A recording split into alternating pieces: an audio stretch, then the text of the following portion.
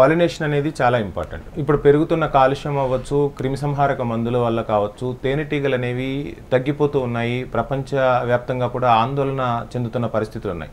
అంటే ఒక్కసారి ఆహార సంక్షోభం అనేది ఏర్పడితే దాన్ని ఎవరూ కూడా తీర్చలేనిది.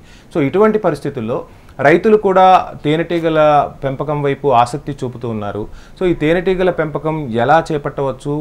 ప్రకృతిలో అంటే తేనెకు కాకుండా రైతులకు సంబంధించి మీరు చెప్పినట్టు పాలినేషన్కు సంబంధించి కూడా తేనెటీగలు అంటే సహజ సిద్ధంగా పెరగాలంటే రైతన్నలు తీసుకోవాల్సిన జాగ్రత్తలు ఏంటంటారు? ఫస్ట్ మన చిన్నప్పుడు ఇంకొక 10 సంవత్సరాలు ఇంకా అంత పూర్వం వెళ్ళినప్పుడు ఎక్కడ ఒక కిలోమీటర్ వెళ్ళినా కానీ ఏ చెట్లకో పొలాలకో దీనికో దానికో తేనె పట్లు ఉండేటువంటివి. ఈ మధ్యలో రోడ్డు మీద తేనె అమ్మేటువంటి వాళ్ళు ఎవరైతే ఉన్నారో ఎక్కడ కూడా ఒక తేనె పట్టు కూడా ఉండట్లేదు. ఫస్ట్ పరిస్థితి ఏదైనా మీ యొక్క పొలాల లోపల చుట్టుపక్కల లోపల ఉంటే అది రైతుకి ఎంత లాభము అని అంటే 2% నుంచి 250% వరకు దిగుబడి పెరిగేటువంటి ఒక అవకాశం ఉంది ఇది.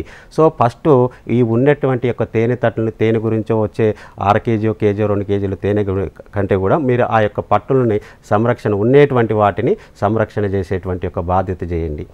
రెండవది వచ్చేసి వీటి యొక్క సంఖ్య ఇప్పుడు ప్రకృతి వ్యవసాయానికి ఒక ఆవు ఎంత ముఖ్యమో ఈరోజు మరి కొద్ది రోజుల లోపల అందరికీ అర్థమవుతుంది ఈ యొక్క సమస్య తీవ్రత ఎంత ఉన్నదనేటువంటి. మినిమం ఒక హనీ బాక్స్, ఒక చిన్న ఒక తేనె బాక్స్ను కూడా మీరు మెయింటైన్ చేసుకోవచ్చు. ఇప్పుడు దొరుకుతున్నాయండి మనకి రాజేందర్ నగర్లో ఆ ఎన్ఐఆర్డి లోపల ఆర్టీపీ సెంటర్ లోపల మనకి హనీకి సంబంధించినటువంటిది ఉన్నది వ్యవస్థ ఉంది. మొత్తం అంతా కూడా ఆ బాక్సెస్ అనేది కూడా ఒక రైతు ఖచ్చితంగా ఒక బాక్స్ తేనె గురించి అనేది కాదు, మనం తీసి వాడుకోవడం అనే ఉద్దేశం కాదు. కనీసం ఒక ఎకరం లోపల ఒక టన్న పెట్టుకోండి. ఒక ఎకరం అంటే అట్లీస్ట్ మీరు అంత వీలు కాకపోతే 4-5 ఎకరాల పొలం ఉండేటువంటి యొక్క వ్యక్తులు ఎప్పుడు కూడా ఒక బాక్స్ మెయింటైన్ చేయండి. ఎంత గొప్పదంటే తేనెటీగ ఒక రోజు లోపల 400 నుంచి 1200 పువ్వులను టచ్ చేసి వెళ్తుంది. అంటే ఎంత ప్రొడక్షన్ పెరుగుతుంది మీకు మొత్తం అంతా కూడా. సో ఇంకోటి మీకు ఎప్పుడు ఈ యొక్క తేనెటీగల్ని ఒకవేళ మీకు ఆప్షన్ లేకపోయినప్పుడు మీ చుట్టుపక్కలలో ఆ పొలాలకు రాలేనప్పుడు మీరు వాటిని ఆకర్షించేటువంటి ఒక ప్రయత్నం చేయండి. ఎలా చేయొచ్చు అని అంటే మీ యొక్క పంట పొలాల లోపల ముఖ్యంగా ఈ యొక్క సన్ఫ్లవర్ ఏదైతే ఉందో సన్ఫ్లవర్కు చాలా బాగా అట్రాక్ట్ అవుతాయి. తర్వాత మన ఆవాలు కూడా మనము పెద్దల ఊరినే చెప్పలే ఏ ఒక్క విషయం కూడా. ఆవాలు పొలం చుట్టూ వేసుకోండి, పంట దిగుబడి పెరుగుతుంది, చీడపీడలు రావని చెప్తా ఉంటాం. ఆవాలకు ఉండేటువంటి యొక్క పువ్వుల యొక్క మకరందం ఏదైతే చాలా పవర్ఫుల్గా ఉంటుంది. ఎక్కువ తేనె తీగలు అనేది వాటికి ఆకర్షణ చేయబడుతుంది. మొత్తం అంతా కూడా 2 రకాల చీడపీడలు కంట్రోల్ అవుతుంది, పాలినేషన్ సమస్య కూడా కంట్రోల్ అయిపోతుంది. అందుకే మన పెద్దలు ఏం చేశారు, ఏ పంట వేసినా కానీ దాన్ని ముందే వేయండి. ఆ టైంకి పాలినేషన్ టైంకి కరెక్ట్గా ఇది కూడా పూతొస్తుంది, ఆటోమేటిక్గా అట్రాక్ట్ అయిపోతూ ఉంటాయి. తర్వాత మన ధనియాలు వేసుకోండి, కొత్తిమీర.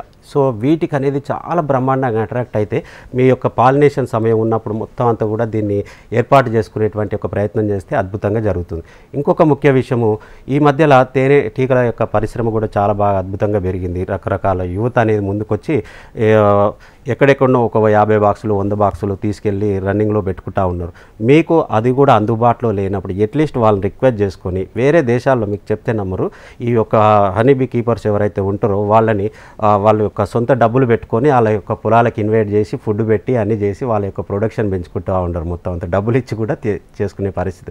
మన దగ్గర అలాంటి వ్యక్తులు ఎవరైనా ఉంటే మీ యొక్క పరిసర ప్రాంతాల్లో వాళ్ళని ఇన్వైట్ చేయండి. మామిడి సీజన్ ఉంటే మామిడి, తర్వాత బత్తాయి ఉంటే బత్తాయి, కూరగాయలు ఉంటే కూరగాయలు, మీకు అట్లీస్ట్ మీరు పెట్టుకోలేని పరిస్థితులు ఉంటే వాళ్ళు ఇన్వైట్ చేస్తే వాళ్ళకు ఉపయోగం జరుగుతుంది.